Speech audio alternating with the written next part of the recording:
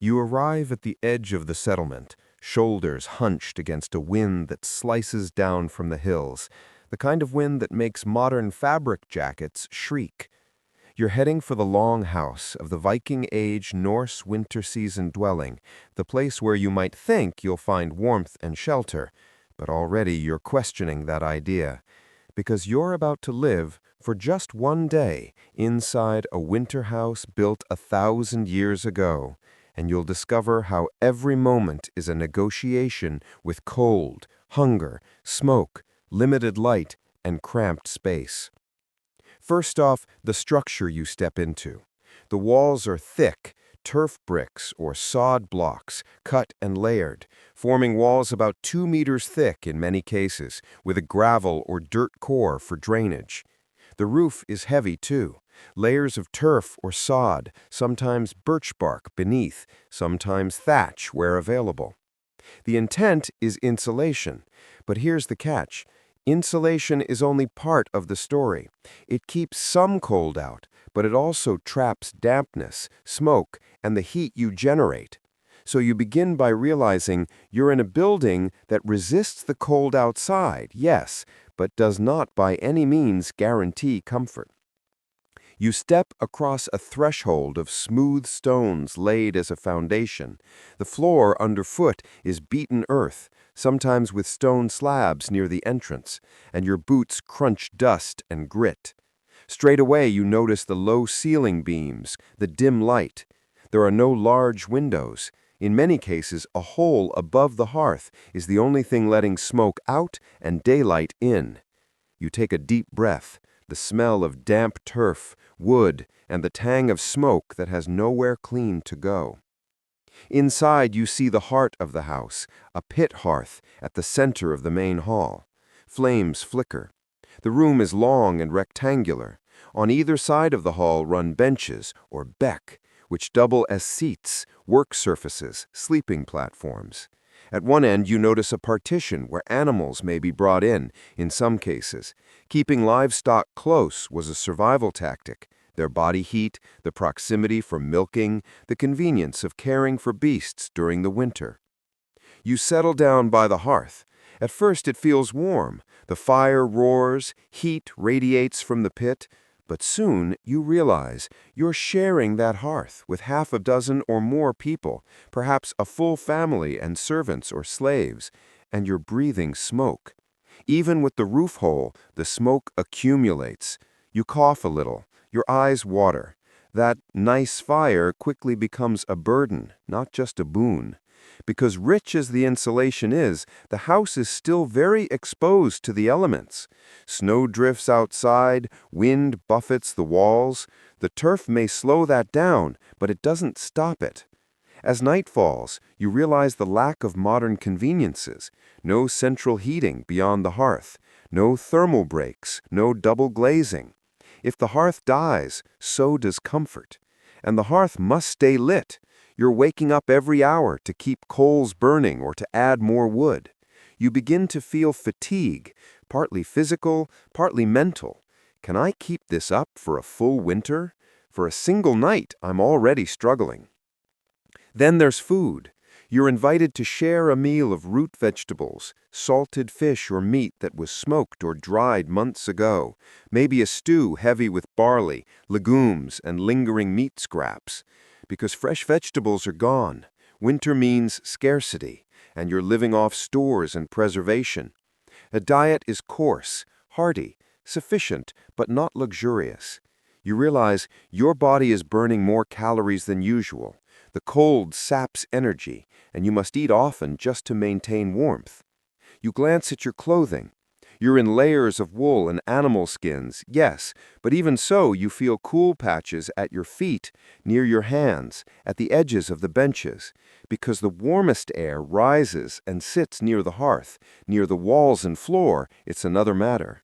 You think, in the real Norse winter, when the snow deep outside, daylight minimal, you'd be lying on those benches with perhaps blankets of wool and skins huddled together for warmth.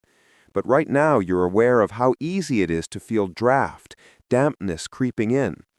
And the longhouse layout itself makes you aware you share space with animals or storage compartments. You smell what you hoped not to smell, the faint odor of beasts, perhaps a sheep or goat tucked in a corner. That's not just aesthetic, it's warming strategy, yes, but also a constant reminder of what you might trade for a little heat. You realize you are part of the system. The house is communal. Privacy is minimal. Your sleep will be interrupted by snorts, by shifting animals, by the crackle of logs and coals, and perhaps snow sliding off turf roofs. You think of what it would be like beyond this one night. The months ahead, darkness, storms, wind-driven snow, limited food variety. The longhouse helps you survive, yes, but it is no resort for comfort.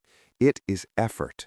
And it slowly dawns on you, you wouldn't last a full winter in this house.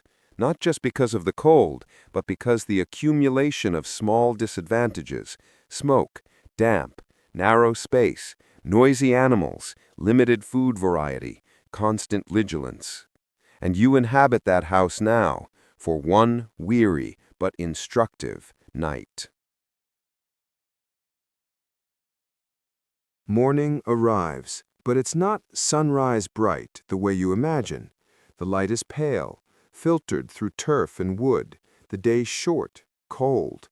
You stretch and realize your joints are stiff from spending the night on a bench, from the chill at your feet, from the fire's heat radiating unevenly.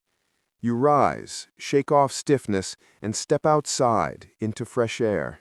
The shock of cold hits you immediately. You stand for a moment, contemplating. You just spent hours in what might have seemed a brave adventure, and you're still standing, but you feel small, unprepared. You return inside, and you notice moisture on the walls, condensation, damp patches.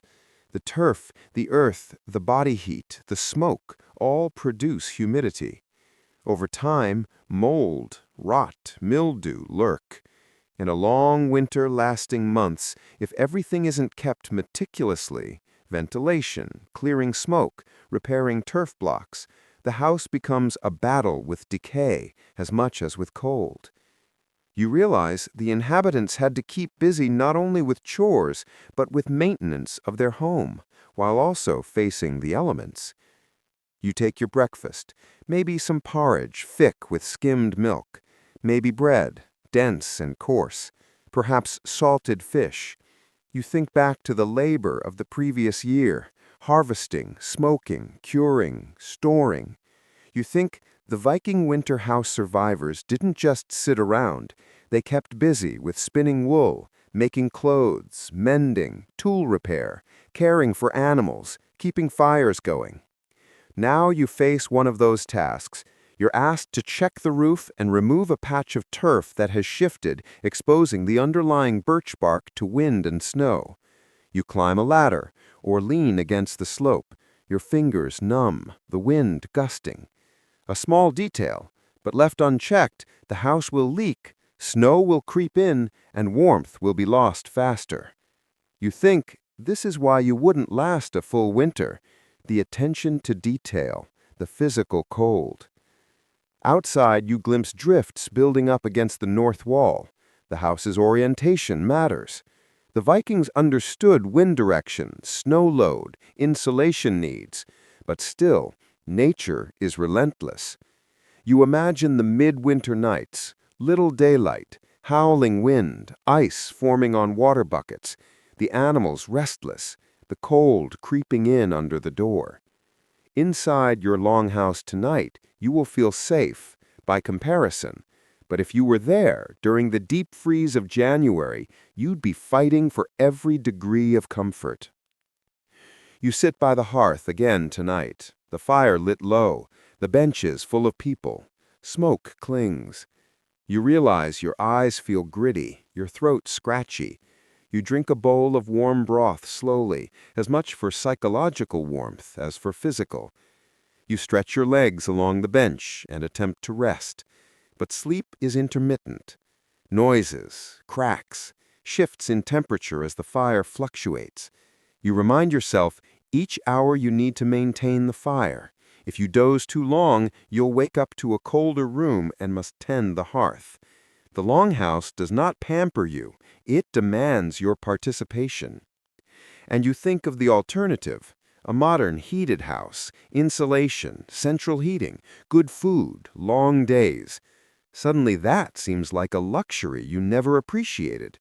You feel gratitude for how far society has come, and simultaneously you sense a deep respect for these Norse people who did spend full winters in this system.